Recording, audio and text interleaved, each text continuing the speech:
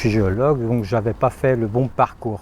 Il a fallu une succession d'événements imprévus pour que j'aboutisse finalement à créer ce musée.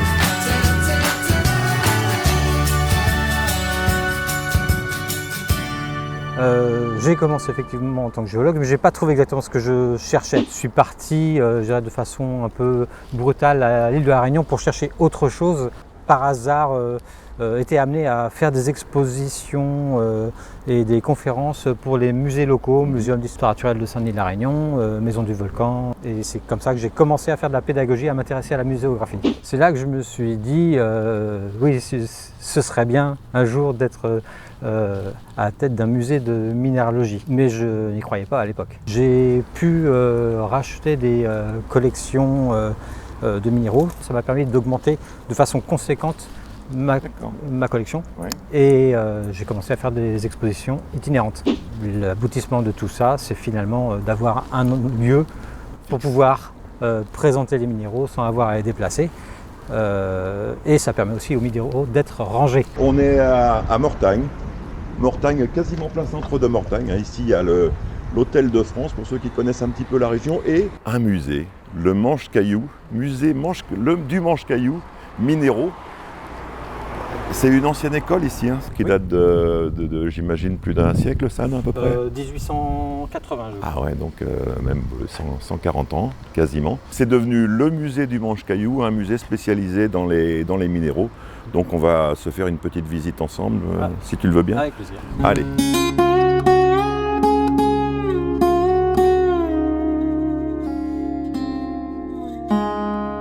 Cette première salle a pour but de familiariser les gens avec les minéraux, en fait leur permettre de se rendre compte à quel point les minéraux sont essentiels dans notre quotidien.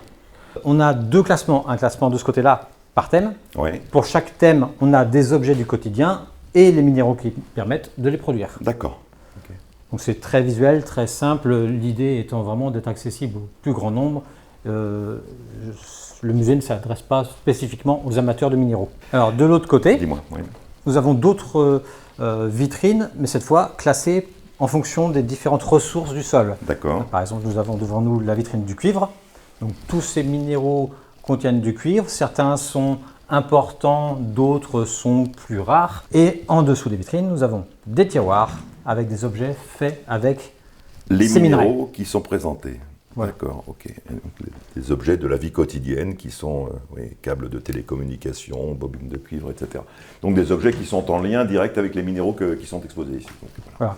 Et on s'aperçoit qu'ils sont vraiment partout, y compris dans des thématiques assez inhabituelles, comme par exemple l'alimentation, les vêtements, l'hygiène. L'hygiène, tiens, on va s'intéresser quelques secondes à l'hygiène. Je vois, on est devant la vitrine d'hygiène, avec un magnifique dentifrice qui s'appelle Poil aux dents. Oui. L'humour partout. Les loisirs et la culture, la photographie, le disque et l'habillement. J'ai même vu qu'il y a une magnifique pelote de laine qui montre que le fluorure d'antimoine sert de fixateur pour les teintures sur la laine, c'est ça? Oui. Alors les pigments peuvent être minéraux, mais souvent il faut des fixateurs, sinon tout partirait dans la machine à laver.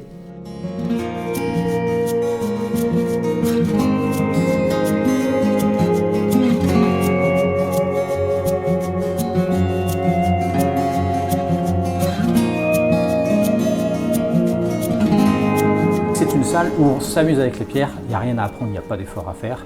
Ce sont que des pierres naturelles, mais qui évoquent des choses, des paysages, des animaux. Donc c'est présenté soit de façon poétique, soit de façon humoristique. L'idée étant toujours de faire en sorte que les visiteurs prennent du bon temps. Très joli. En tout cas, là, il y a un joli feu d'artifice de forme, de couleurs. Effectivement, il y a beaucoup de poésie. On va passer dans la troisième salle, mais juste avant, il y a les minéraux s'illuminent. Donc voilà, il y a, derrière ce rideau, il y a un tableau magnifique avec la phosphorescence et la fluorescence des minéraux. Donc, alors cette salle s'appelle Les minéraux à l'étude, après les minéraux à la récré. C'est la salle, je dirais, la plus scientifique, mais qui reste très accessible au grand public. On explique simplement quelles sont les différences entre les minéraux en termes de propriété, de forme, tout ce qui va permettre de les différencier et donc les identifier à la fin. D'accord. On parle de transparence et d'éclat ici avec des exemples très, très expressifs, très parlants. On apprend déjà ce que c'est, toujours la base, ce que c'est qu'un atome, un ion, comment fonctionne une formule chimique avec anion, cation. Oui. Et on a ensuite le détail. Des classes de 1 à 10. Et puis on termine ici par les diversités, les formes des cristaux, la diversité des formes cristallines et les formes des minéraux. Très pédagogique et très clair. Merci beaucoup pour nous avoir fait cette petite visite. C'est ouvert pratiquement tous les jours, Thierry, Alors, en été, Manche-Caillou. c'est ouvert tous les jours sauf le samedi. Ouais. Et hors saison, c'est ouvert le mercredi, vendredi, samedi, dimanche, l'après-midi. En tout cas, voilà, on est revenu au point d'accueil et à la boutique. Merci beaucoup Thierry de nous avoir fait Merci cette visite. On aura l'occasion de se revoir et de se reparler, bien sûr. Avec plaisir. Avec grand plaisir.